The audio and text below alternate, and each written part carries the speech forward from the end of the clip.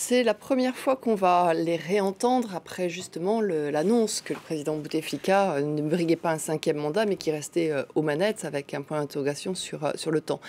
Alors c'est toujours ces moments qu'il faut scruter parce qu'on est vraiment sur une manifestation et une révolte en mouvement. On va voir quels vont être les nouveaux slogans, justement comment est-ce que les manifestations se sont adaptées à ce qui est en train de se passer. Ce que réclament les jeunes Algériens, c'est de dire qu'ils ne veulent plus du président Bouteflika, mais qu'ils ne veulent plus du clan derrière, qu'ils ne veulent plus non plus de toutes ces caciques du pouvoir et qu'ils ne veulent plus de corruption et qu'ils voudraient que l'argent de leur pays revienne, comme ça doit se faire normalement dans du régalien, au pays. Donc on va entendre les slogans qui vont être émis, mais c'est là qu'est en train de se mettre en fait le bras de fer. Plus les manifestants seront nombreux et seront calmes, plus le pouvoir devra à un moment donné s'adapter par rapport à ce qui leur présente. Aujourd'hui, de dire on va aller vers des nouvelles élections, on ne sait pas trop quand, ça ne veut rien dire pour des personnes qui demandent clairement un départ. Alors, au sein du pouvoir, il y a plusieurs forces sociales. Il y a l'armée, les milieux d'affaires, plus le clan familial. Comment ces composantes agissent-elles en ce moment dans la crise ? Elles sont certainement en train de s'adapter les unes par rapport aux autres. Évidemment, on ne sait pas ce qui se passe exactement parce qu'on est dans un des endroits les plus discrets qu'ils soient. Ce qu'on a vu, c'est qu'effectivement, tout le monde avait été déboussolé.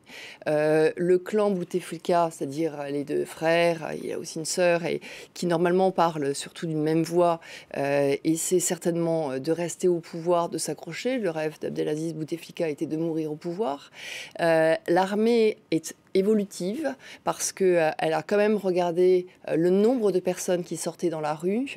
On dit que les millions qu'elle a vus l'ont alertée et donc indiscutablement, elle a une envie de changer. Le fait de ne plus retenir le nom du président Bouteflika est parlant de la part du chef d'état-major et l'armée, elle est composite. Elle sait très bien qu'elle a ses officiers en haut et qu'après, elle a les soldats qui côtoient le peuple. Quand ils côtoient le peuple, ils côtoient leurs frères, ils côtoient leurs cousins. Donc on n'est pas sur la même chose.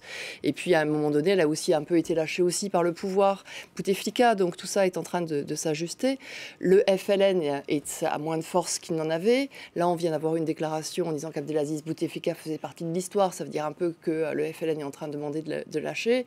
Et un parti emblématique comme celui des Moudjahidines, qui est emblématique de la révolution, enfin de l'ancienne révolution, a aussi lâché. Donc, on voit qu'on est en train d'avoir une reconfiguration très impressionnante sur ce qu'il en est, avec évidemment les menaces islamistes derrière, qui est une histoire que connaît bien l'Algérie, et avec le fait que tout ça est extrêmement ténu et qu'il faut faire au cas par cas et jour après jour pour savoir exactement ce qu'il en est. Merci beaucoup Armelle Charrier pour votre analyse.